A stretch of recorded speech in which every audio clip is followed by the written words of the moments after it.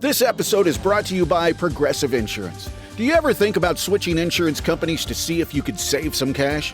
Progressive makes it easy. Just drop in some details about yourself and see if you're eligible to save money when you bundle your home and auto policies. The process only takes minutes, and it could mean hundreds more in your pocket. Visit Progressive.com after this episode to see if you could save. Progressive Casualty Insurance Company and Affiliates. Potential savings will vary. Not available in all states. Still hope and optimism, OG. I got my Michigan State Sparty mug because I got to get fired up early for hopefully a good weekend. Who knows? Who are they playing this weekend? I don't know. Some school with some, it's like blue and yellow are their colors. They got this big bowl stadium like dug into the ground. West Virginia. West Virginia is more a golden color than Pitt. Yes. Delaware State. No, it's the Shoot. it's the team in that really stinky town, just Blue and yellow. west of, I town. forget the name, Yeah. just west of Detroit. Have they won anything recently? Not so much this year. Oh, okay. Are they the defending national champions? I think we're narrowing it down. It only took him, let the record show, it only took him a minute and a half Yes. to flex the national championship. Hey, it's the first one in 25 years. It's the only one in 20, 30 years almost, I guess. Dude, I'd be flexing it 5 years from now. I'd still be like, hey, I don't go. Do you remember we won this national championship? Yeah. That's what we do. I mean, look at the Mateen Cleaves years of Michigan State basketball. We're still talking about that. The Flintstones. The Flintstones. Those are the golden age. People are like, what the hell are you talking about? Get on the Michigan State Sparty train, everybody. Get on the bandwagon. Yes. From 1997. It's awesome. You know whose bandwagon I'm on, OG? Who's that? The men and women defending us, our troops. It's a good bandwagon. And I love the fact that every Monday we get to salute them. So raise a glass on behalf of the men and women making podcast in Mom's Basement, those cool people who love the team in East Lansing, Michigan, and those weirdos who might vote for the horrible school this weekend in Ann Arbor, Michigan. From both of us and the people making podcasts in Mom's Basement and the people at Navy Federal Credit Union. Here's to our troops. Semper Fi. Sparty on, as they say. At some point far in the future, historians will probably ask, what was daily life like in the early 21st century? Well, one thing we know for sure. Nobody will ever point to these two clowns and say, this was how you should have been stacking Benjamins.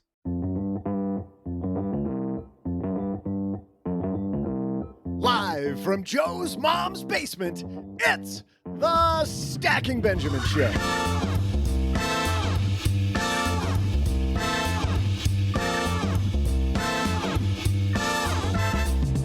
I'm Joe's mom's neighbor, Doug, and what's your strategy? What do you mean for what?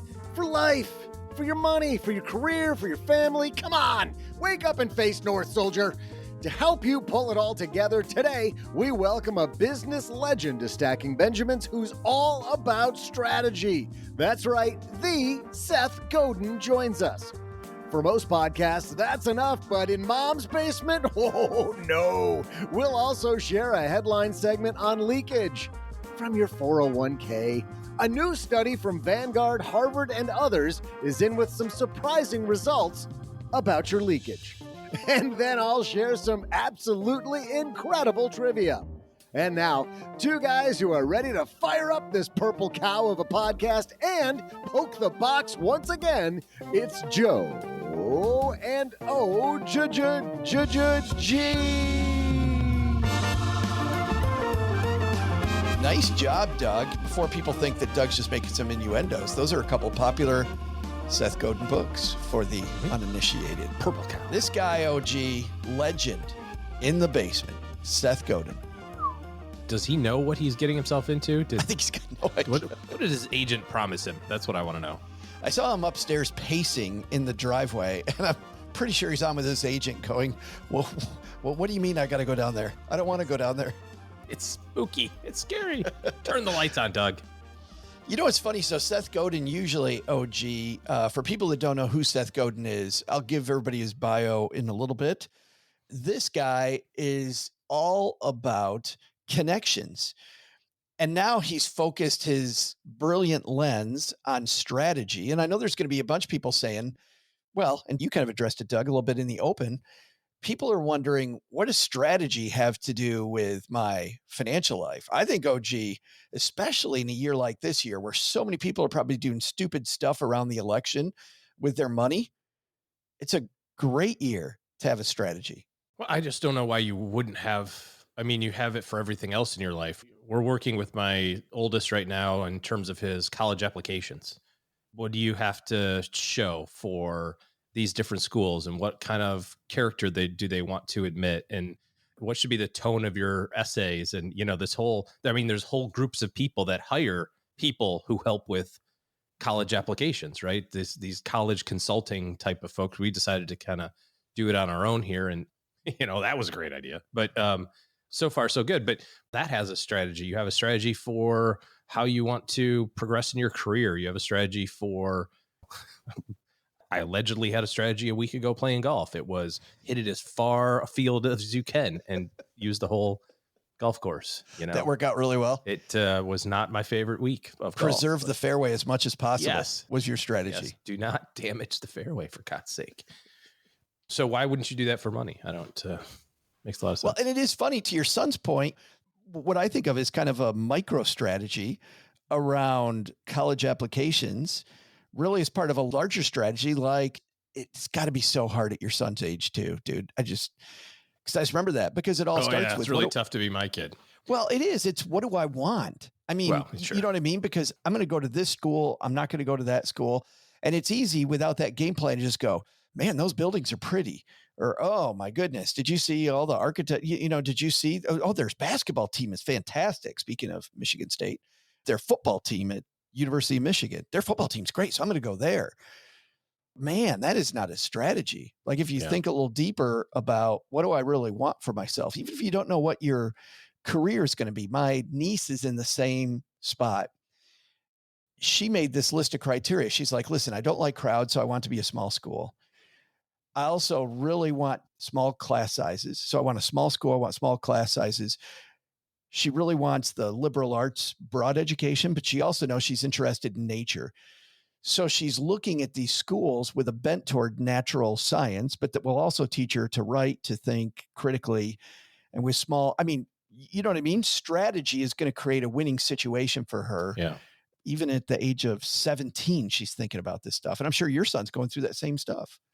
I think you give him a lot more credit than a 17-year-old boy should have. Whose present answers include one word sentences like yes, no, and Right. My son is almost 30, and everything is on a need to know basis, and I still don't need to know. That's right. There's no need for that, Dad. You're not in the circle of trust right now. I have a friend that was talking to their 32-year-old son and was asking him about girlfriends. And he looked at her finally and he goes, Mom, I'm just not going to talk to you about this. I think it's time for healthy boundaries. Nice. That's a strategy. Somebody's been reading Reddit. I know. Absolutely super. Seth Godin talking strategy. And by the way, if you don't have a strategy at work, people around you eating your lunch at whatever job you're in, I mean, if you don't have a strategy for your career, you're just maybe wasting years, wasting time. Truly, it's fun. That's the most fun thing I get out of the coaching that we get, is once a quarter, OG, getting on a plane to Chicago. And really, because we're not sitting here in the basement thinking bigger, like, not even what is the business about? Why are we doing a podcast at all? I still wonder every day. Yeah. But what are we doing here? Well, I mean, that kind of informs a lot of your decisions, right?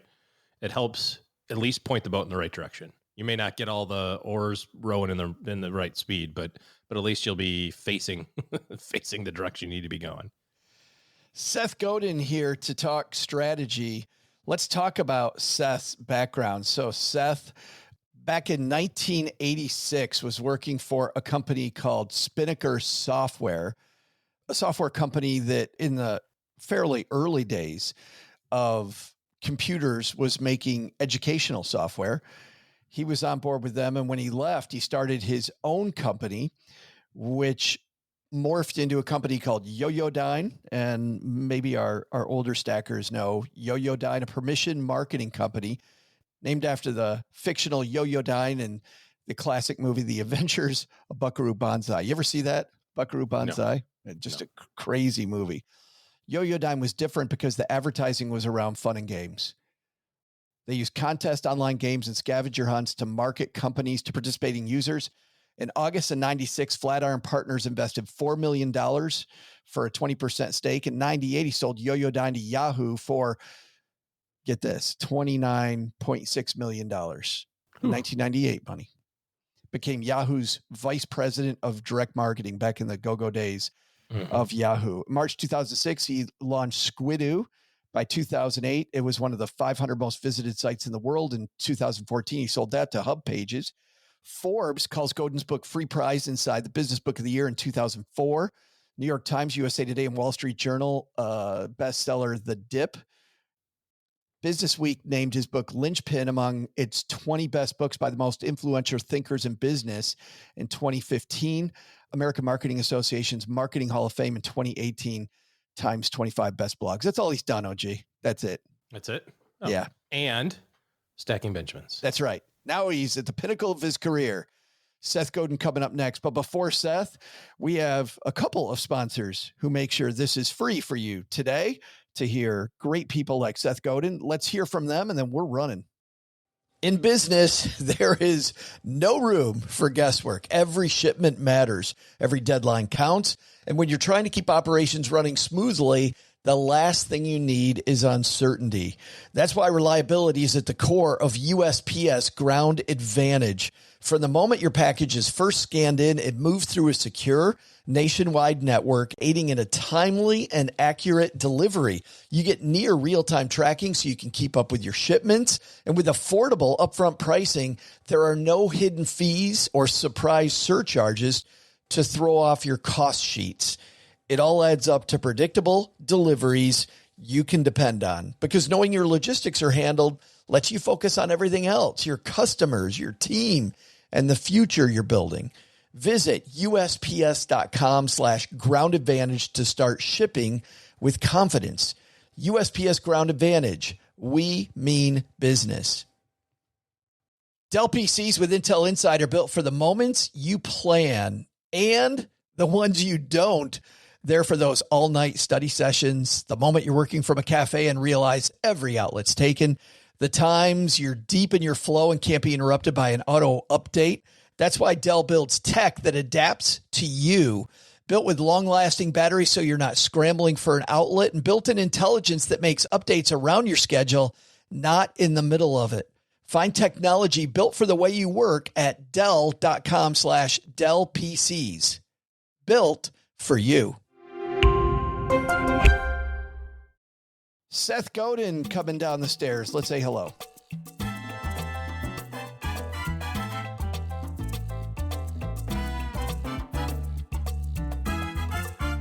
And I'm super excited. We have this gentleman with us at Mom's card table in the basement. Seth Godin is here. How are you, my friend?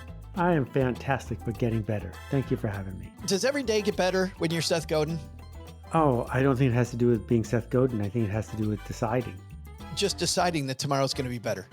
You know, it's the choice, isn't it? Compared to the last king of France, all of us are richer than they could have ever imagined. And yet you see Seth on social media, right? We all feel like we're miserable all the time. Yeah, I mean, your slogan, is it happy hour yet? I would say any hour is happy hour if you want it to be. It has nothing to do with drinking. That is true. I forgot I even had that on there. For people not watching the video, it does say, is it happy hour yet? Your focus now, speaking of intentionality, your focus right now in this season, Seth, is on strategy. Why strategy today for you? Well, I think the challenge is that most people have no idea what strategy is. And we avoid having a strategy because it puts us on the hook. That we've been indoctrinated to have tactics, indoctrinated to do our job and follow instructions, because then it's somebody else's job. That if you are following an investment strategy that someone else came up with, that's on them, not on you. And strategy is a philosophy of becoming. It is agency. It is our choice. It's not a tactic. It's not a hack. It's simply, what is our compass? Where are we headed, and why is heading in that direction a good idea? Doesn't matter how fast you're going if you're going the wrong direction. I want to ask you about that specific analogy because you dive more into that, into map versus compass. But before we get to that, this being a personal finance show, people are like, okay, strategy, but what does this have to do with finance, Joe? You actually write this very succinctly, Seth. You write, for people who think this is just for entrepreneurs, here's some strategies you may need. Get into the college of your choice. Find a new job. Increase sales of your new product. Decide where to live. Get your neighbors to come to the local block party. Get married without spending more than you should. Have enough savings to retire with. These all have a financial component to them. Strategy is everywhere. This is right. So let me talk about weddings for just a second, because other than college and your house, it's one of the biggest expenses in most people's lives, particularly when they don't have the money for it.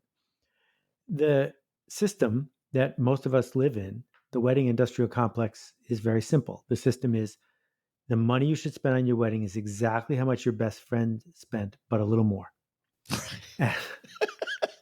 And that's some complex math. Exactly. Very complex. The typical wedding in New York City, last time I checked, was $85,000. If you instead spent $5,000 and put $80,000 in the bank, you could pay for your first kid's entire college education, no problem. So that's a strategy choice. It's a strategy choice to say, what is this wedding for? What is the system pushing me to do? And what do I really want to do?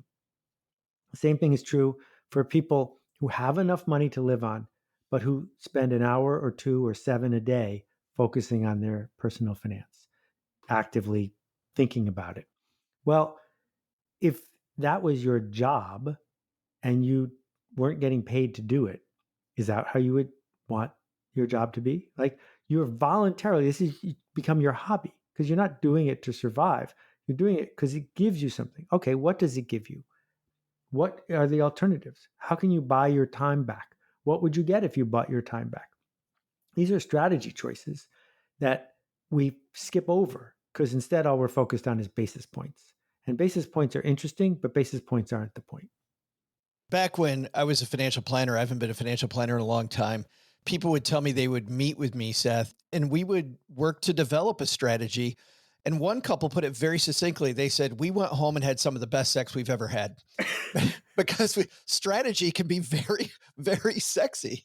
You must be quite a financial planner. That's all I can say. Very white knight, I guess that's the thing. But let's talk about that. I mentioned I wanted to circle back to something you said earlier.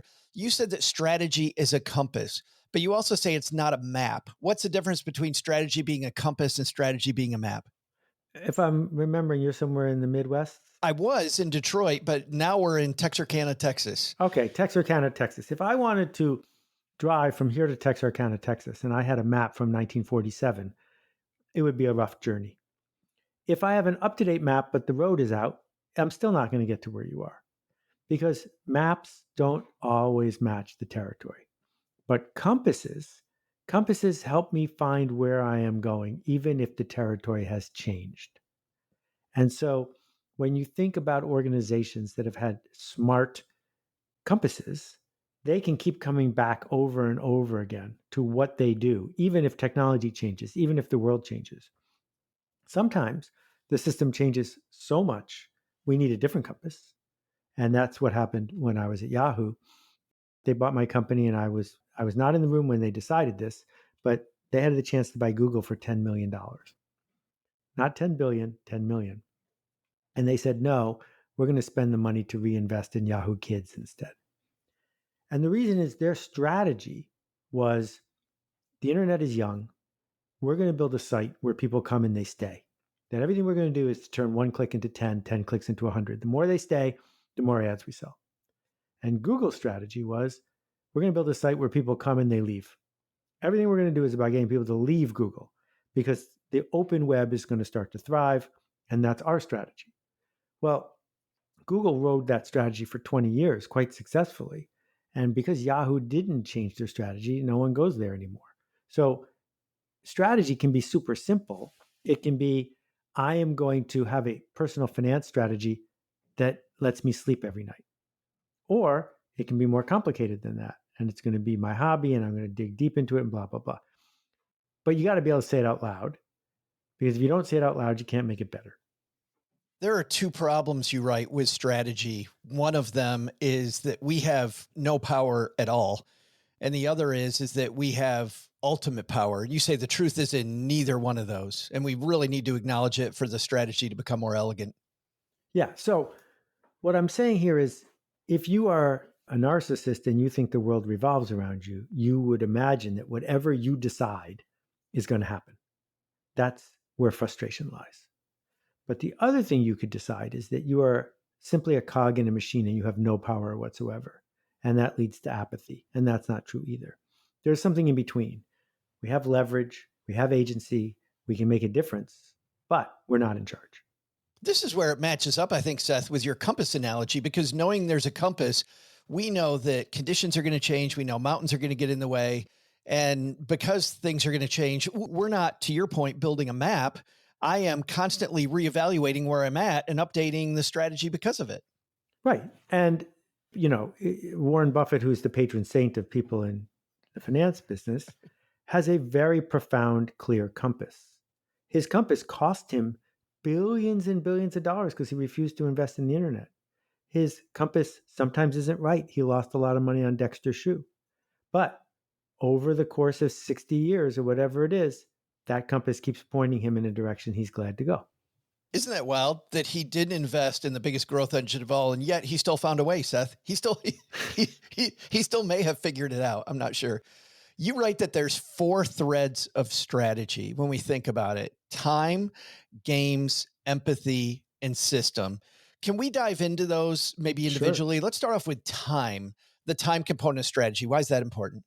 Okay, so I wasn't thinking about personal finance when I wrote the book, but well, sure, these 4 things are exactly what personal finance is about. So time says that money has value over time, that nobody who starts with $100 makes $1 million tomorrow, that day traders lose because they don't understand time. They don't understand compound interest. They don't understand patience. So our strategy with time needs to be out loud. Are you hoping that this is going to pay off in 10 years or 40 years or tomorrow? And getting comfortable with that helps us begin to outline our strategy. The second one is empathy. And empathy says, I'm not in charge. Other people have choices. If I show up with a strategy that requires everyone to obey me, it's not going to work. I need to realize other people want something I don't want, believe something I don't believe. And if I'm not okay with that, then I have no business engaging in anything with the public. Because if you think a company is a great stock and no one else does, the price is going to go down. Because you need to understand they're seeing something and you're seeing something. Third one are games, not Monopoly or Scrabble. Games are any activity where there's a limited number of players, there are rules, and there are outcomes. And it's so clear that finance is a game. And one of the reasons it's useful to call it a game is it helps us not take ourselves so seriously. That if you make a move and it doesn't work, it's not because you're a bad person. It's because the move didn't work. And so that frees us up to engage in a way that's useful.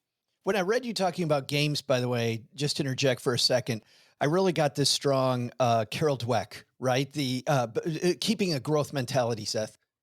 Yeah. When you see people who are paralyzed, and sometimes I get that way about certain kinds of personal finance, it's because we can't live with ourselves if we're losing at a certain level. We feel like we've let people down.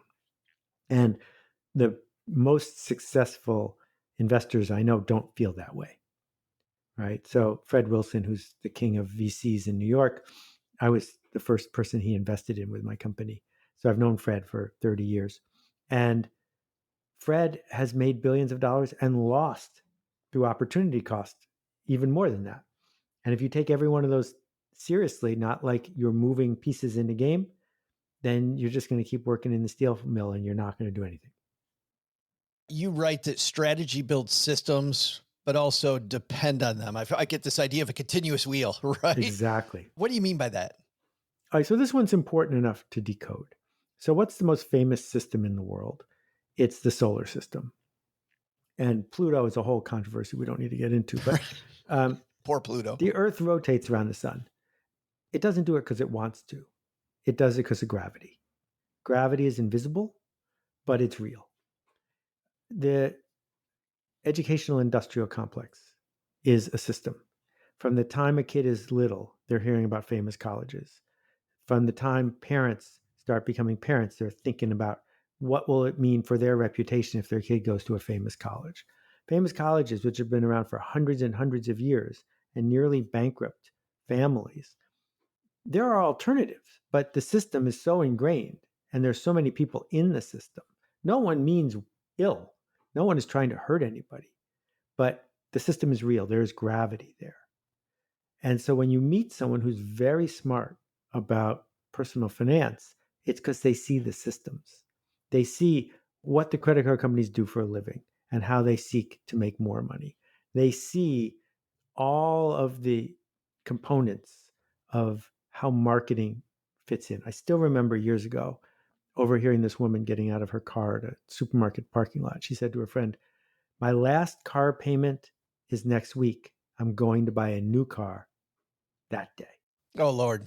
Because she'd been trained that what it means to have a car is to have car payments.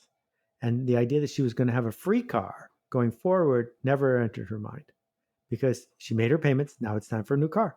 We just had Ben Orlin recently, who's a great mathematician and tries to make math fun on the show. Really had a great conversation with him, but he talked about mathematics shows you constraint and you can become more systematic and more powerful once you recognize the constraints. And I feel like this is very congruent, Seth, with what you and I are talking about today. Yeah. When you understand there's constraints and where those constraints are coming from, then the system gets stronger.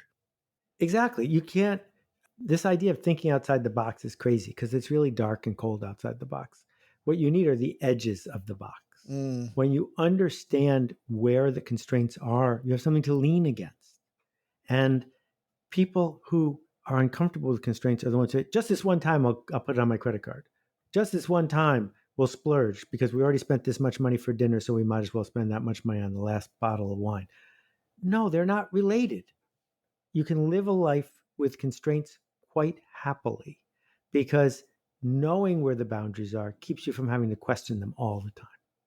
Speaking about the constraints of being out of the box, all those things that you said, well, this one time, or I deserve it, right? The worst words a broke person could say are I deserve it. Or a rich person. Right. These are emotional.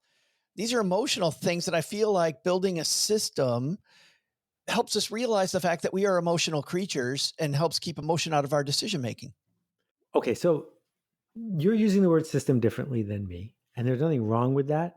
So let's call that a system with a small s. When we have a personal approach, an algorithm to doing things, I have this thing somewhere that takes money out of my account every month and puts it into my retirement. I decided that once, that I've been a backer of Charity Water for years, and every month money just disappears from my account and goes to Charity Water. I don't get as much philanthropic joy because I'm not making a new decision, but it also means that if there's a speed bump in my life, Charity Water doesn't have to pay for it. It keeps happening. And these algorithms, these processes enable us to take the emotion out on a regular basis and instead say, on the best day of the month when I was thinking clearly, I decided this. So now on days when I'm not thinking clearly, it's out of my hands. I got it. I had no idea, by the way, skipping way ahead in your book.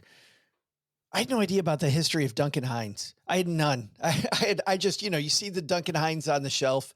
What does Duncan Hines have to do with strategy and with systems? Duncan Hines' biography is an absolutely fascinating book. So we'll just do a small aside here because he was a printing salesperson in the 1920s. And in the 1920s, if you were driving your car from town to town, it was risky, not just because of car accidents, but because diners served terrible, dangerous food. There was no health department, so you could get really bad food poisoning. So Duncan was sort of cheap, and he also cared about people. So he kept notes of which restaurants throughout the Midwest were worth stopping at. And he typed them all up. And for Christmas, instead of sending his customers and friends a gift, he sent them his notebook, a copy of his notebook. Here are the safe restaurants. It was so popular, he did it again, and then he did it again. And the fourth time, he turned it into a book. And the book took off. And then restaurants started to say to him, can we put a sign up front that you picked us? So then he would charge the restaurants money to have a Duncan Hines seal of approval in front. So he was one of the most famous food people in the world. And then he got a call from a company that said, we want to make canned goods that have your name on them because it'll be safe food. And he said, sure. And then that led to Cake Mix, and then the rest is history. The point is that he didn't set out to build $1 billion food empire. What he set out to do is have empathy for the people he was serving, to be able to say to them, I don't have this problem, but you might. And if you have this problem here, what do you think of this? Systems, I think, work better if we see measurements. In fact, you have another great story, Seth, about Denmark and electric meters. I don't know if you remember what I'm talking about, because it's a big book, but could you describe that if you do? It's a magnificent story. It was a scientific experiment that wasn't built by a scientist. There were all these houses, they're identical all throughout this neighborhood in Denmark. The only difference between them is that the builder had put the electric meter in the basement of some of them and in the entranceway of others. That was it. And it turned out that in the houses where you could see the electric meter every day, the amount of power that was used was dramatically, like 30%, I think, lower than in the other one. Same houses, just knowing the number. And so, there are plenty of tools online like Rocket that will suck in all of your credit card data and give you a report and send you an email if something's unusual. Most people don't want to see that because they would like to have their life be separate from their money, except when it stresses them out and then their money makes their life worse. But when you see it and you start to understand the pace of what's happening, as Andy Tobias has taught, there's no difference between saving $10 and getting $10 in the mail, right? If you spend $10 less, it's like getting $10. In fact, it's even better because it's after-tax money. So what Andy used to do, he said that the number one return on investment by far that the typical person can make is to buy a year's worth of canned tuna when it's on sale, because that's like a 50% return on your money. Bam. I thought that was fascinating. Well, it's funny. The whole time that you're explaining this, I'm thinking about the fact that some of these strategies that we see out there, well, you call them something great in the book. You call them elegant. What makes a strategy elegant? I love the word elegant when it comes to strategy. What makes a strategy elegant? So an elegant strategy is one where you're working with systems, not against them, where you are aligned with where you seek to go. So the most elegant strategy I'm aware of in personal finance is for somebody who is looking for a certain kind of growth in a certain kind of position and doesn't want to worry about it, is to regularly put their money into a low-cost index fund. Because over time after time after time, there's no drama and time rewards you. There are plenty of ways you can argue that you could, quote, do better, but what does better mean? If your goal is to live your life without worrying about it, it's hard to think of something better than automatic and invisible. That would be argued to be an elegant strategy. It gives you what you want, and it's also quite effective. So what we're looking for as we seek to decide how to spend our time, our money, our conversations, are things where the path we're choosing lines up with the thing we want. Our stackers have jobs, obviously. Some of them are in marketing, they're running companies, they are entrepreneurs. I want to switch over and talk not about personal finance, but talk to these people. Sure, because I know more about that anyway. Yeah. Well, and making money is a huge part of the game. And if we can help people through empathy and better systems and help ourselves at the same time, then that's a fantastic win for everybody. What I'm wondering is, I just went on this trip. Disney put this on. It's Adventures by Disney. It is Disney's highest rated thing that they do. And what was interesting about this trip, Seth, was there was some times where Disney just took care of everything for us. It was part of the magic of the trip was they took care of everything. And you couldn't see the hands of the people, puppeteering as we went from place to place on this adventure with them to Peru. And it was fantastic. But other times I felt like they deliberately wanted me to see the system. And it was a little bit of a flex. You know what I mean? So is the system better when it's unseen like the universe, or is a system as a creator better when you do that flex and you go, hey, look what I just did. I just showed you a thing that you wouldn't have done by yourself, and that builds referrals. Right. So who's it for and what's it for are where we begin. Everything they're doing, they know who it's for. It's for Joe. What's it for? Well, it's not to lull him into a complete sense of complacency. It's to make him feel like he was an active participant in, quote, the adventure. That's what they called it. Adventures have to have tension. You can't make an action movie where nothing happens but people shooting each other because it's boring, right? It's the tension in between that makes the whole thing work. So there's an Italian term, sprezzatura.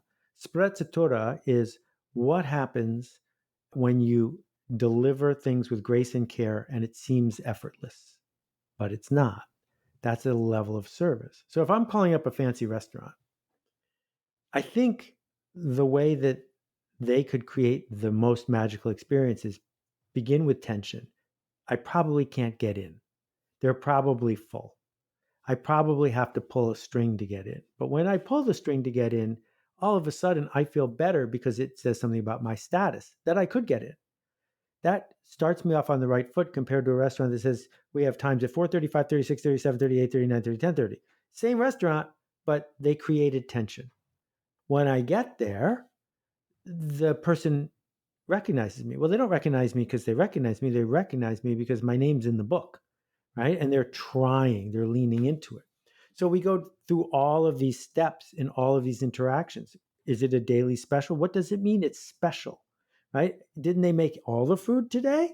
But by calling it a special, they're showing something about how their system works. Is for the person that wants to hear that story, here's that story. And to wrap up the riff, when my son and I walked the Inca Trail up to the top of Machu Picchu, it was a 5-day thing in Peru. 2 of the days, the weather was 38 degrees. I had icicles on my nose and my feet were in the mud. It was the best. It was the best. If there had been an escalator to the top, that would have been horrible. That what I remember about that trip were the apparent hardships, not everything being perfect. Isn't it wild how the lows make the highs even better? Exactly. Yeah. To have the restaurant kind of point out that tension, I think is huge. You also talk about competing on price. And I know a lot of our young entrepreneurs, heck, when I was an entrepreneur, when I first became an entrepreneur, Seth, the first thing I thought about was price. And I gotta charge less. I have to charge less, which you point out, if you're Walmart, that's great. But otherwise might be a problem. Can you talk about pricing for a moment? Sure. Well, there are only 2 useful slogans. One useful slogan is, you can pick anyone and I'm anyone. I'm the cheapest. The other slogan is, you'll pay a lot, but you get more than you pay for. In between is the mess. If you're going to race to the bottom, you better win. And so Walmart didn't just lower their prices. Walmart put in a spectacular regime of container ships and brutal relationships with suppliers and all these things that enabled them to make a profit while being the cheapest. So you can't compete with Walmart on price because Walmart actually can make things cheaper than you can. If you're a freelancer and you go on Upwork, you've already sort of announced that you're racing to the bottom. So you better be prepared to have clients who want to pay as little as possible. For someone who's starting out or not starting out, my best advice is, what work do you need to do to be able to justify being more expensive than your competition? If you can't justify it, no one's going to buy from you. If you can, there will be a line out the door. Just thinking about the fact that I'd have to compete with Walmart in this whole system. Where were you when I started? Because I went down that whole rabbit hole and it was a mess. What I really love about this project, Seth, is not only is it about, we say this all the time in Stacking Benjamins, it's not about what you know, it's about what you do. And you challenge people right up front. You tell them first, find 3 or 4 other people and start a group in person or in Zoom. Meet once a week and make assertions, highlighting your fears and sharing your path. Frankly, I love that. I feel like when like minds get together, it isn't 1 + 1 = 2. It's 1 + 1 = 5. Just the back and forth banter that we have. You say then surprisingly quickly, you'll notice you're shifting your strategy. I think that's so huge. Can you talk about mentorship and the power of teams for a moment? Mentorship is a great idea, and it almost never happens because it's not a good offer to the mentor. It doesn't scale, and it's a huge responsibility. So you're not going to find a good mentor. I hope you do, but you're not. Heroes are great. Heroes are people you've never met, but you can ask yourself, what would they do? Right? What would Warren do? What would Oprah do? The idea of the peer group is you are peers. That person who's sitting across from you, it's not their job to reassure you. It's not their job to teach you. It's their job to ask you hard questions. You can return the favor by asking them hard questions. Early in my career, I was lucky enough to be in a circle, 2 different circles. Lucky for one, unlucky for the other. The unlucky circle were 11 other entrepreneurs, many of whom didn't have a lot of confidence. And they found solace in criticizing each other, in undermining the work. That was enervating. That really cost me a lot. But the other group were people in my industry who understood we weren't competitors. That other is the competitor, not us. I would have to justify why the project I was working on was a good one. Just me saying it out loud would make the project better.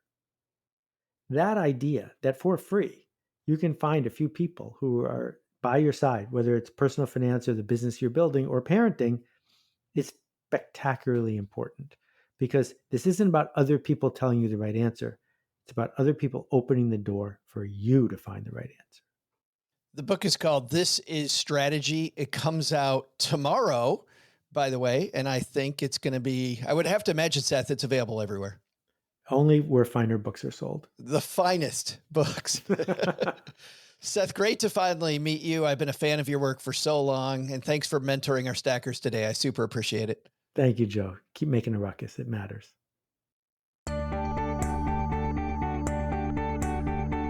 Hey there, stackers. I'm Joe's mom's neighbor, Doug. And how about Seth Godin, huh? While the guys were talking strategy, I was thinking I may need a strategy to clean up this place. Sure, we could have the Fin-Turn do it during Greatest Hits Week, but wouldn't it be nice to not be tripping over Nintendo cartridges and Risk pieces every time we invite a guest over? You know, I don't know what to clean up first. Maybe, taking a page from Seth Godin, I'll consult Joe's mom. Speaking of strategy consultants, here's a good trivia question. What's the largest consulting organization in the USA based on annual revenue, employees, and locations? I'll be back right after I run upstairs and get some guidance. Insurance isn't one size fits all. That's why drivers have enjoyed Progressive's Name Your Price tool for years now. With the Name Your Price tool, you tell them what you want to pay, and they'll show you options that fit your budget. So whether you're picking out your first policy or just looking for something that works better for you and your family, they make it easy to see your options. Visit Progressive.com. Find a rate that works for you with the Name Your Price tool. Progressive Casualty Insurance Company and Affiliates. Price and coverage match limited by state law. What would you do if your online store converted 36% more shoppers? You could take 36% more vacation. Another pina colada? Yes, please. Open a new retail location with 36% more square feet. Fantastic. Hire 36% more help. You're hired and you're hired. Shopify has the world's best converting checkout, up to 36% better than other e-commerce platforms. What you do with those extra sales is up to you. Switch to Shopify today at shopify.com/listen and get a $1 trial. Shopify.com/listen. Did you know Fast Growing Trees is America's largest and most trusted online nursery with thousands of trees and plants and over 2 million happy customers? Whether you're planting fruit trees, adding privacy, brightening things up with flowers, or bringing in houseplants, Fast Growing Trees has it all. Even better, they can help you find options that are right for your climate, your space, and lifestyle. Click Order Grow. Every plant arrives healthy with the Alive and Thrive guarantee straight to your door. So if you're ready to get planting, this is the moment. Right now, they have great deals on spring planting essentials, up to half off on select plants. And listeners to our show get 20% off their first purchase when using the code WWO at checkout. That's an additional 20% off. Better plants and better growing at fastgrowingtrees.com using the code WWO at checkout. Fastgrowingtrees.com, code WWO. Now's the perfect time to plant. Let's grow together. Use WWO to save today. Offer is valid for a limited time. Terms and conditions apply. Go to growingfasttrees.com for details.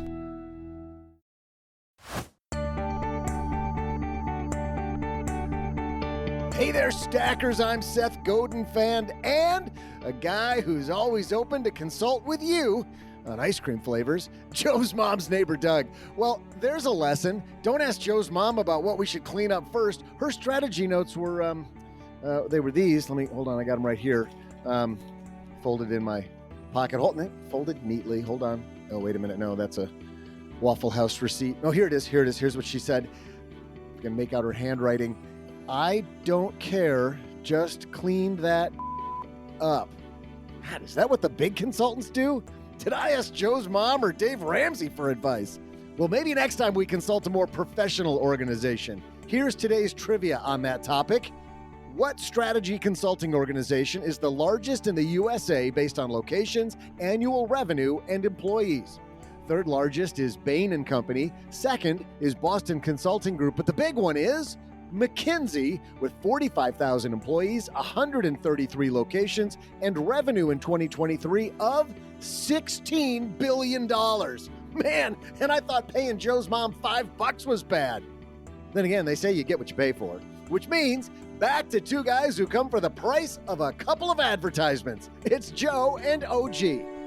Big thanks to Seth for hanging out with us. It's always interesting when you hang out with a luminary like Seth and just how personable he is, OG. You know what I mean? Like, I've been reading Seth's books for 20 years. And then he's sitting across the card table and just another guy. Just a dude who did all the stuff that he wrote about and then was successful in doing about it. You know, we did the stuff, then he wrote about it, right? And still continues to do it. That's crazy talk. You don't just sit around and talk about it. Like, you actually do this stuff. Is that what you call the online, Reddit finance people? What do you call those? Oh, broke professors, right? Seth Godin is not a broke professor. He's a very, very wealthy professor. He's a successful professor. I think he's lived the thing. Mm-hmm. Let's go to our headline. Hello, darlings. And now it's time for your favorite part of the show, our Stacking Benjamin's headlines. Our headline today comes to us from Napa-Net. I have not used a headline from Napa-Net in a little while, but that doesn't mean it's not great. This is the National Association of Plan Advisors, people that plan 401ks, other retirement funds, pension funds. This is a piece written by John Sullivan a couple weeks ago. A big surprise found in new research on 401k loans and leakage. You thought Olestra was bad. Listen to this. Too soon?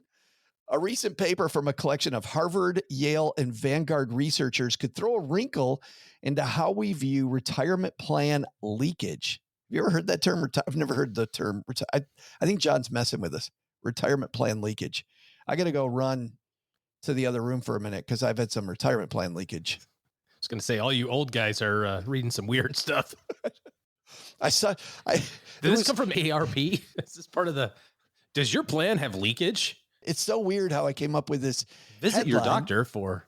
Yeah, I'm on Google and I just put in leakage and this came up. Yeah. Just unintended. Who knew? And its detrimental effect on retirement savings. The piece was titled, Does 401k Loan Repayment Crowd Out Retirement Saving? Implications for Plan Design. So hold on a second. Hold on. The question was... This is the question that the world famous researchers at Harvard, Yale, and Vanguard are trying to solve. If there's a 401k loan, do you suck at contributing money to your 401k?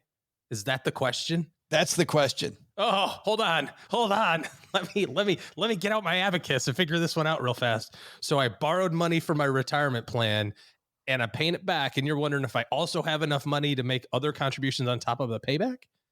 Yes. Oh, whoa. Let's hear what the famed researchers at Harvard and Yale have to say about it. Well, remember I'm going to guess there's some leakage. Remember how I said the word surprising? Oh my God. I can't believe people had. Why do we have to prove this? Everybody knows this? No, it's exactly the opposite of what you think. It is, believe it or not, exactly the opposite. Okay. All right. This is surprising. I'll be open-minded. Citing Vanguard's record-keeping data, they studied participants who took loans and hardship withdrawals and established what they said is a new empirical fact. Retirement plan contributions are, quote, remarkably stable after loans and hardship withdrawals, and participants accessing their assets during employment usually did not elect to reduce their contribution rates. They did not. They went right to Vanguard run 401ks. People kept contributing, OG, while they were paying back the loan. How about that? Huh. Okay. I stand corrected. I know. So I'm going to start taking 401k loans then. Forget everything that I've learned over the last 25 years of doing all this. YOLO, I guess. Well, and the reason they call it leakage, and also the reason they actually did this study and wanted to come out with these surprising results, was because they thought what you thought. You tricked me. No, it's still practical, though. I mean, if I take out a 401k loan and then the proverbial crap hits the fan again, what's the first thing to go? Yeah. I'm going to go, I got to back down my contributions because I'm not allowed to stop putting money, repaying the loan. I got to repay the loan. Right. So I've got to slow down contributions. So in terms of order of operations, if something bad happens, you almost have to strategically. I mean, hell, we just had Seth. Maybe it just strategy. means that the people who are taking 401k loans are a little bit more, I'll say intelligent, but a little bit more of not disciplined either. What's the word I want to say here? Focused, a little bit more intentional. Motivated? No, they know what they're doing because maybe they've chosen to contribute to the 401k at a high rate, knowing that they're foregoing other liquidity type savings buckets. And then a house purchase opportunity comes available and they're like, well, the only place I have is my 401k. And I know I can take 50K from it for my house down payment. So I'll just do that. And maybe they're just a little bit more intentional around paying it back. Or maybe the weight of it being a 401k loan means that there's some sort of psychological anxiety that goes with that, right? Like saying like, oh crap, I took money out of my 401k. I have to pay this back. And I need to be, I got to get caught back up again. I don't know.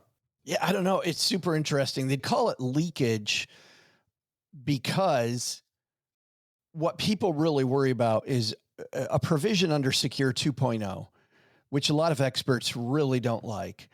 You can't do it in every retirement plan. I almost don't want to talk about the fact that you can now do this in some retirement plans. And I'm sure, OG, you know where this is going. But these legislative changes under Secure 2.0, which for people new to this area is legislation that happened a couple of years ago that's been slowly rolled out, the provisions of Secure being rolled out. There is now emergency withdrawal provision in there that allows participants to once a year take a penalty-free distribution of up to $1,000. Mm-hmm. You can touch $1,000 now of your 401k without any penalty once a year. Now, your plan, your specific plan has to say yes, right, that you can do that. But so more plans are coming on board with it. So this research was meant to prove, I'm sure, that you shouldn't. And that's why they use the term leakage, because once that water's out of the tub, it ain't coming back. Well, there's a difference between taking a withdrawal and taking a loan too. At least the loan, sure, you have the opportunity to pay back. You are going to pay it back with after-tax money, and there's a lot of negatives to it. But at least you've got the opportunity to put the money back to get back to even Steven. Now, notwithstanding the 5 years it takes to pay it back and the market results over that period of time, and so on and so forth. But if you take a distribution, it's gone. It's out, and there's no putting that back. Look, at the end of the day, we did this. I don't know if did you ever take money out of your 401k? Ever take a 401k loan? Never have? Well, good for you. We did a long time ago. And in the moment, it seems like it's kind of the last resort thing, right? And it's like, well, I've got this 30,000 that's sitting in my 401k. I could take this 15 and wipe out this credit card debt, and then I'm good. But basically, you didn't wipe it out. What did you just do? You just made the payment structure 3 times as much to pay off your credit cards. Because the credit card payment in this example, right? Your $15,000 credit card payment's interest plus 1% of the balance. It's going to take 40 years to pay it off. I get it. This sucks. That's a big number in terms of cumulative dollars. But the payment associated with your 401k loan is over 5 years. So that's going to be a much higher monthly obligation. The interest rate's lower. The arbitrage of like, well, but Discover's charging me 30% in my 401k. It's my money. Yeah, so I'm my paying 401k, myself back. I'm paying myself back, but it's only, 5% interest or whatever. It's not about that. The reason you're in credit card debt isn't because the interest rate's too high. It's because your freaking cash flow is screwed up. You know what I mean? And so if you have the money to pay the extra payment that the payment would be by having the 5-year payment on the 401k loan, pay it on your Discover card. Because all you're doing by swapping those things out is just doing a balance transfer. That's really it. You're just balance transferring it. Only you're the bank. And now if you don't pay it back, then, there's taxes and penalties and so on and so forth. But I realized that after we did, like, it was like this big aha. I've got this $30,000 account. I can take 50% of it. We can finally wipe out all this credit card debt and be done. And we did it all. And I went, wait a second. I didn't wipe anything out. I just moved it from one line on the balance sheet of a liability to the next line of a liability on the balance sheet. It didn't go anywhere. I still owe the money. And the only way to wipe it out is to take a distribution, which of course can't really happen unless you screw up the loan or, in this case, $1,000. And then you got to pay taxes and you got to pay penalty. There's no good solution here. So after that, we decided, what, if we need to adjust 401k contributions for cash flow, we're going to do that. Prefer not to, but if we need to, we can. But we're not going to take money from the retirement plans. That's just the power of compounding is so profound if you just freaking let it sit there and do its thing over your lifetime. And if you get in the way of that snowball, take half of it out every so often, it takes away so much momentum and you don't see it. You don't feel it until you're, like in your 40s or 50s. And by then you're like, dang it, I wish I would have just eaten ramen noodles for a couple of weeks and paid off my stupid credit card bills or something. It's funny having Seth Godin here on a day like today because Seth is one of the foremost pros in the world of marketing. And I remember taking this online marketing course about getting people to trust you. And the way the human brain works is there are some sites online that you think of as places I buy from. And there are other sites that I get information from, but I don't buy stuff from them. And I just don't think about it. My brain does not associate that place with buying. These marketing gurus espouse this idea that when someone first comes to your website, sell them something for $5. A small ticket item, because it bridges the gap in the brain between you thinking this is a place where I go to buy stuff and it's a place that I don't go to buy stuff. So immediately you come, you see, oh, this is only $5. That's a great deal. It might be a lost leader, OG, so that you're going to buy bigger ticket items from them in the future. And it's a great marketing strategy. But think about this. So people are like, so what does that have to do with my 401k? If you touch the honeypot one time with this $1,000 deal, yeah, in the back of your monkey brain, you know what you're doing next year. Like, I got the $1,000 reserve sitting over here. And I bet 10 years from now, we're going to see this string of people. There'll be another Vanguard study, this string of people that every year take the $1,000 out. Yeah. I got to go back and get that $1,000 before the year's up because then I can't get it back out. Yeah. It would be just easier to change your contributions by $80 a month, by $40 a paycheck. So that $1,000 goes in your cash account. And that's also why I think when it comes to all of this stuff around building your financial plan the right way, and you have to do it a certain order, and people say, well, this is boring. I've got 10,000 sitting in my savings account, whatever. It's not doing anything. I need to do something with it. It's like, no, you don't. You have to have that money in cash so that you can do this other stuff, because life is, I throw a lot of shade sometimes at like 20 and 30-year-olds who are like, you think they've reached fire or something like that, and it's like, well, you don't know what life is going to be. But that's true, right? You just don't know what the future is going to be. Hell, at 47, I don't know what the next 15 years are going to look like. I've got a pretty good sense of what I want it to look like. Back to Seth's thing, I've got a pretty good strategy of what the next 15 years are going to look like in my life. But I'm going to go skiing this year. Knock on wood, all my tendons stay where they are. Like, who knows, right? You don't know what's going to happen. And if you're not going to be able to work for a period of time, or if your boss is going to be a complete jackwagon and you're going to want to step away and try to find something different, or a family member gets sick and you have to, go on a leave of absence for a little bit to kind of help and take care of that. There's so many different possibilities of things that can go a little off the rails in your life. And I'm not talking about like crazy, insane off the rails, just like a little bit. And if you don't have that reserve, if you haven't built the plan the right way, what's the first thing you do? You go, well, the only resources I have are a line of credit on my house, are my 401k. I got to take money out of my Roth. You know what I mean? It's like,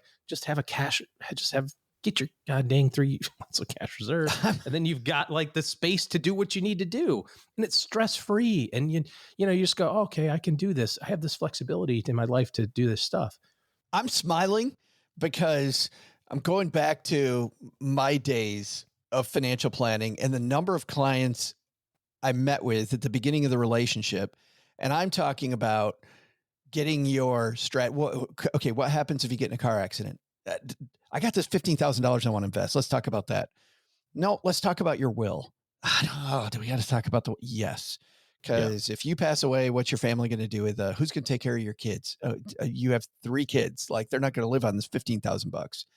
What about your budget? Because you told me you're finding it impossible to save, and this $15,000 was a small inheritance that you got. What if we used it to? I don't want to do that. I just want to invest. Can we do the fun stuff? Let's do the fun stuff. The fun stuff is a hell of a lot more fun when you don't have to worry about that investment. You can be a lot more aggressive. The reason I love your stay in stock strategy is because I know you well enough to know that when somebody is 100% equities, they have an emergency fund they can go to first that's funded enough that they don't have to worry about it. They have an insurance and just overall protection strategy that if the wheels come off the bus in other ways, we're not going to have to touch this money. The thing that blows up your aggressive strategy is the fact that you didn't think about what you were talking about earlier. You go skiing and something happens. Yeah. Love it. It's funny. In this piece, the authors were talking about what they worry about, leakage, this leakage that they think might be coming from emergency withdrawals. And a quote from the piece, quote, "One effective intervention would be an automatic repayment feature that encouraged or defaulted participants into repaying the withdrawals into payroll deferrals incremental to their elective contributions, essentially treating the withdrawal as if it were a loan," they conclude. So when you take that $1,000 emergency loan every year, your 401k company opts you into, your workplace opts you into repayment, even though legally you don't have to repayment. But it's funny because why would you wait for your company to do that? Like, if the company thinks, and these experts think this is a great idea, make it automatic so you don't have to think about it and just make that money disappear. It totally works. It's no different than the car loan strategy. Sometimes you have to have a car loan.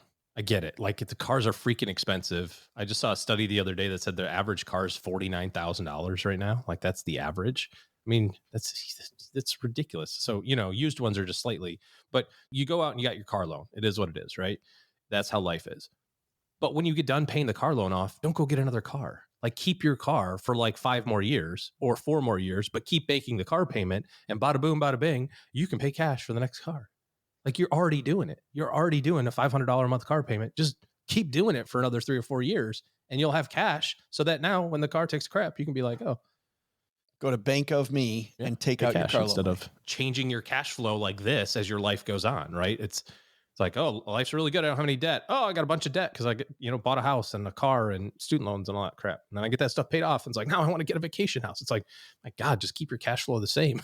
It's like, save the difference. We're there with the Tiguan right now. We had enough money to buy Cheryl's Volkswagen with cash. My car is a junker. It is total scoreboard cash. But with the Tiguan, we took out a loan because it was at 2% for a little piece of it. We took the number we wanted to pay, which was $300. We figured out how much money we could get at 2% for $300, and then we paid cash for the rest. Yeah. And so we took the amount we think our next car is. We've been putting that into the next car fund. But now that the Tiguan loan is done, now that $300 a month, we're adding to that fund. So we're right where you're talking about with the Tiguan. Yeah. You're already doing it. You're already making a $300 payment. Yeah. Just keep making it. Well, and you know what's fun about the game now? The game for Cheryl and I now is how long can we make the Tiguan last? Yeah. Oh, 100%. Yeah. can we squeeze a little more time out of it? I know you and Doug say it's impossible. Like we're at the point where it's all going to just, the wheels are going to come off that bus. No, I We'll mean, see. I suspect that it all ends up being all is in the wash, basically. Like the cost of that car is the same, whether or not you have it brand new or whether or not you pay it for, maintenance. The thing that you can't control is the lumpiness of the maintenance cost. And if you happen to time that out exactly right, then life will be fine. If you get unlucky and you have a couple of those large maintenance costs on the front end, then yeah, it's like, oh crap, I should have just bought a brand new one. If you want to see this wonderful piece from Napa-Net that we dove into today, head to stackingbenjamins.com in the show notes, which our friend Kevin Bailey puts together. Kevin, by the way, speaking of Vanguard, used to work for Vanguard and for TIAA, a couple of great institutions, and now he writes for us. And if you want to go deeper into this, you can see more of Kevin's writing at the 201, which comes out twice a week. stackingbenjamins.com/201. This is the 101 on the show, and then the 201 is the day after, where whether you hit the show or not, Kevin curates the best stuff on the internet that we can find on these topics and leads you down a deeper path on 401k loans, maybe not about leakage. We may not talk about leakage tomorrow. We'll end that here, and more. Let's mosey out to the back porch before we say goodbye, OG. The cool thing is, what's funny? I wanted to end my book tour in Vegas for selfish reasons back in 2022. And the reason was I just wanted to party in Vegas that I was done. And so Cheryl flew out. We had a wonderful time at Barnes & Noble and met some great stackers there. But honestly, we do not have a large audience around Las Vegas. I mean, it's kind of on brand, right? It's not like they're not really concerned. They're really not preaching the good news over there so much as other news. But I'm going there for an interview. I'll be interviewing a person we will name later, who a lot of our stackers have heard of, this gentleman. Indeed. But I'm going to go interview him in person. I'm really excited about it. You're really excited that we're doing this interview. I wish I could be there. Yeah. Might get a little pump on with him. Yeah. He is there's a little hint as to who it is. I can't watch this dude's videos because he's so jacked. And he always wears those shirts like me, dude. that just like you. So while I go interview him, stackers, if you are in the Vegas area, I don't expect this to be an absolutely huge thing, which is great because we can get to know each other. We'll have a lot of fun. The craps table at Caesars at 9 p.m. How about instead we meet at Las Vegas Brewing at 6:30 on the 7th? 7th Stacking of Benjamins. 7th of. Sorry, November. Yes, November 7th. Yes, just Is coming that a up Wednesday? here in a couple of weeks. It's a Thursday. A Thursday. Okay, so 2 days post. Yes. stackingbenjamins.com. It's funny, when I first set this up, I'm looking at my thing here and I wanted it to be at 7:00, and I've been telling everybody 6:30, and I'm going to get there like right at 6:30 because my interview ends an hour before, and I'm not sure what Vegas traffic is like, but we'll see. I'll get there when I get there. But 6:30, Las Vegas Brewing. To sign up, stackingbenjamins.com/meetup. And tell us you're coming, because we're going to have reserved an area. We've talked to the nice people there. Sounds like a great place. Can't wait to meet our stackers in the Vegas area. And failing that, craps table, 10 p.m., Caesar's Palace. Come on. Let's see if we can just put it all on the line. You're more of a roulette guy. Yeah, 10 p.m. is a recipe for disaster at the craps table. Maybe we'll talk about that at a future date. But for now, Doug, you've got it from here, man. Lots of lessons. So a huge thanks again to all of you for hanging out with us. Thanks to Seth Godin. I just feel, OG, a lot of love right now. But Doug, take it from here. What should we have learned today? So, what's stacked up on our to-do list for today? First, take some advice from Seth Godin. You already have a strategy. If you don't think you have one, that means everyone else is in control. Time to take the reins. Lay out what you want for yourself, and that'll narrow your career focus, your money concerns, and your daily calendar. Second, that 401k loan or hardship withdrawal, we know it's easier to take, but still, don't do it. But the big lesson? Okay, you want to know the secret of our local consultant, aka Joe's mom? It's three-pronged: poke, prod, and jab. Thanks to the Seth Godin for joining us today. You'll find Seth's new book, This is Strategy, Make Better Plans, wherever books are sold. We'll also include links in our show notes at stackingbenjamins.com. And if you use our Amazon link, you'll help out the show. This show is the property of SB Podcasts, LLC, copyright 2024, and is created by Joe Saul-Sehy. Joe gets help from a few of our neighborhood friends. You'll find out about our awesome team at stackingbenjamins.com, along with the show notes and how you can find us on YouTube and all the usual social media spots. Come say hello. Oh yeah, and before I go, not only should you not take advice from these nerds, don't take advice from people you don't know. This show is for entertainment purposes only. Before making any financial decisions, speak with a real financial advisor. I'm Joe's mom's neighbor, Doug, and we'll see you next time back here at the Stacking Benjamin Show.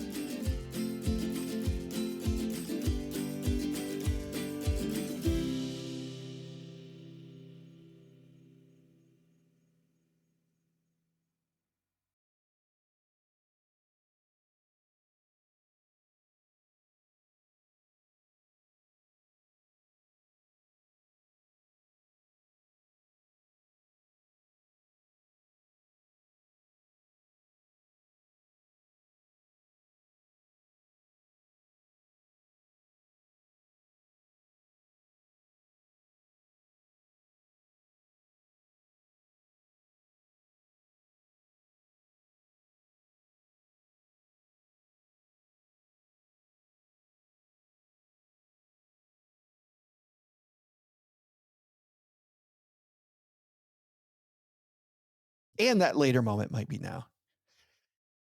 I love the fact that we're like, for people who've been stackers for a long time, when we had that meeting, OG, and we're like, okay, screw Apple, screw the algorithms. We like doing the after show. If people aren't going to listen, Whatever. So be it. It's not why we do it. So for those of you that said, I love having the after show, so do we, which is why we're back here. We're giving the finger to the man, OG. My wife, when she first started working, worked for a consulting firm in Detroit. It was like Troy, maybe. But anyways. Speaking of consulting firms. Yeah. The first week she was there, I mean, she started right out of college. She graduated college. We got married, honeymoon. She started, a couple weeks later. Like it was like boom, boom, boom, boom, boom, start job. So a couple weeks later, they're like, hey, we're going to do a little office outing with the new person, right? And so she was the new one, and then they had 3 other total people. So it was a group of 4 total. And I think they were all guys and her. It might have been 2 guys and 2 girls, but I can't remember. But anyways, they have a little dinner. They go downtown. They park at the casino because you can park and get validation for free, right? You just walk in and get your ticket validated. And they ate dinner, did their thing, whatever. And on the way back through the... And people who don't know, by the way, because some people haven't been to Detroit, which is Detroit downtown is getting amazing. It is actually really cool. I mean, this was a long time ago. So this wasn't like, this was pre Dan Gilbert love. But even then there's 3 big casinos in downtown Detroit. Yeah. Yeah. So anyways, they park and do dinner and they're leaving. And the boss, the head guy says, we got some petty cash left from this outing. You guys want to hit the casino? Some untraceable cash from the company. Yeah. Who knew? So they start playing craps and Lissa says, this isn't for me, guys. It looks like, and I don't really, I'm not a gambler. You guys have fun.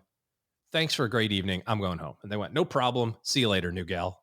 And so that leads me to believe it was 3 guys and her. Yeah, like they're like, exactly. whatever, get out of here.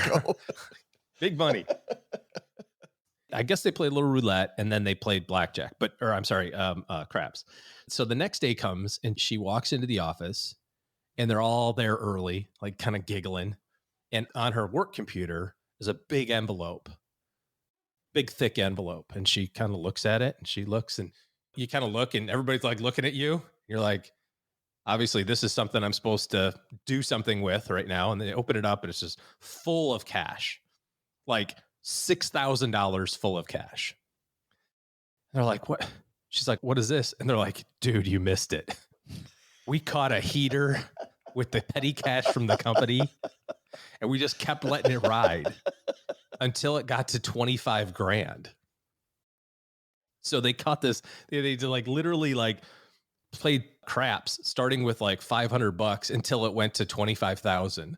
And then the boss goes, "This is pretty good, guys, right? Like, just divvy this up and we'll put the petty cash back. No one's wiser." Yeah. Everybody gets $6,000. $500 goes back in the envelope. Yeah. Goes back in the till. So I put the petty cash back, and the dinner worked out to be free. So she comes home and she's got this big stack of money. And of course, her first line is, "You wouldn't believe what I had to do to get this." It's only my second day on the job.